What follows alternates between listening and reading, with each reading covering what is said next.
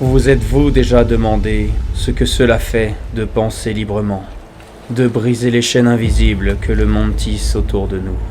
Les plus grandes guerres ne sont pas livrées sur les champs de bataille, mais dans les silences du cœur et les abîmes de l'âme. Penser librement, ce n'est pas seulement refuser l'ordre établi, c'est apprendre à écouter la voix oubliée qui murmure au fond de nous. Sois toi-même, même si le monde préfère ton silence. Car au bout de cette lutte invisible, il ne reste qu'une seule véritable victoire, celle du libre arbitre.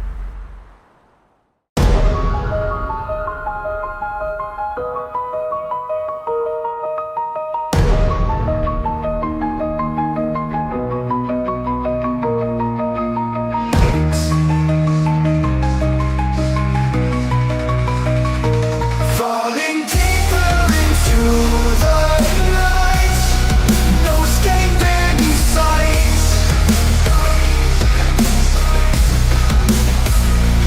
Falling deeper into the night, no escape in sight.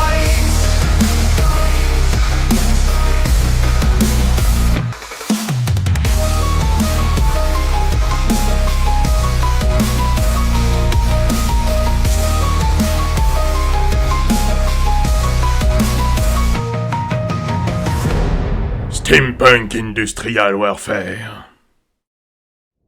Épisode 0. Aetheria. Dans un monde où la vapeur et le métal gouvernent la technologie, 12 empires militaires se disputent la domination d'Aetheria. Un vaste continent où l'industrialisation a transformé la société. Chaque empire est unique, à la fois par son système de gouvernement, ses technologies et ses traditions.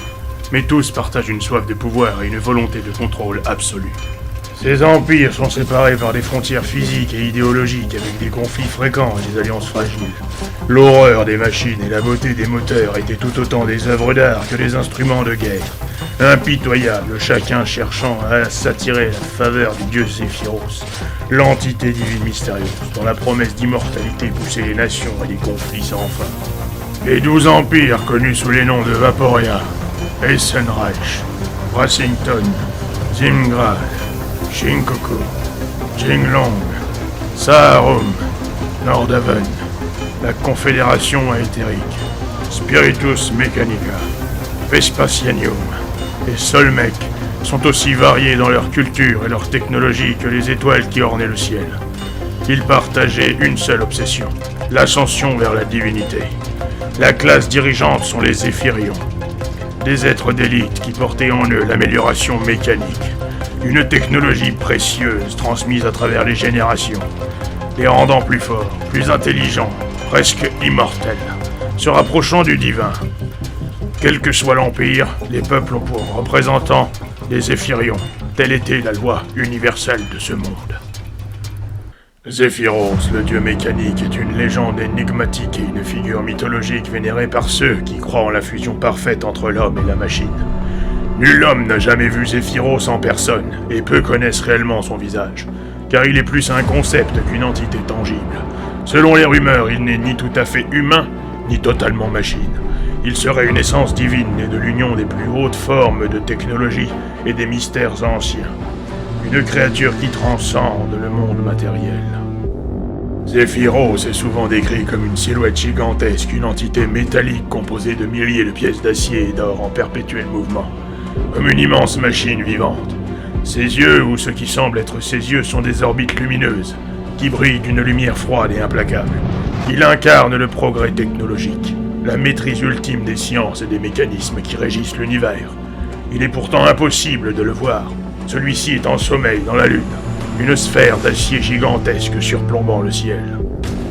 Les Zéphyrions racontent que Zephyros a promis l'immortalité mécanique à ceux qui réussiront à unifier les nations sous un seul empire, leur offrant une ascension vers un corps immortel, fait de métal et d'éther, leur garantissant une vie éternelle, ramenant à la vie tous ceux tombés au combat.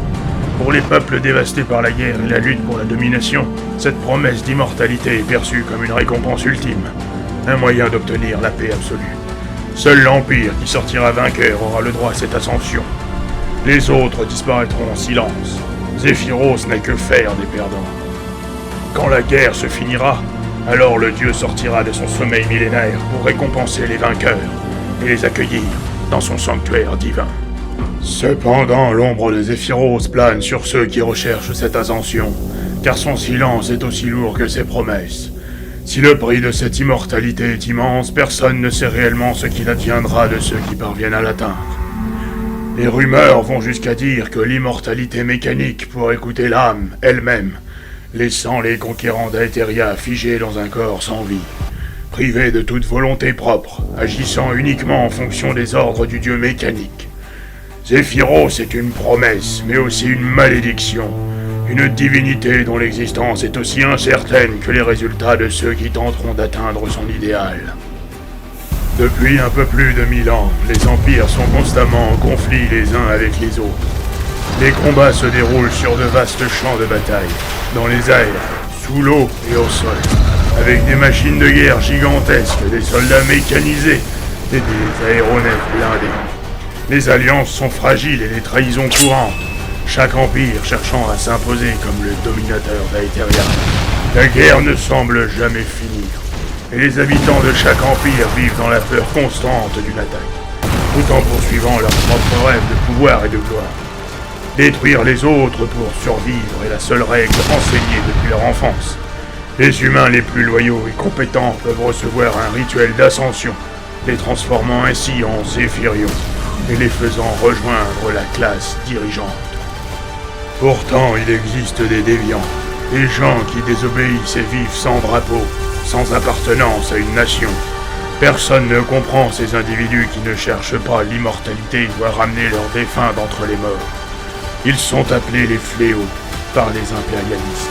C'est un groupe sans frontières défini, sans uniforme, mais ce n'est qu'un petit groupe sans importance aux yeux de ces pays colossaux. Pourtant, parfois, une petite étincelle peut allumer un immense brasier.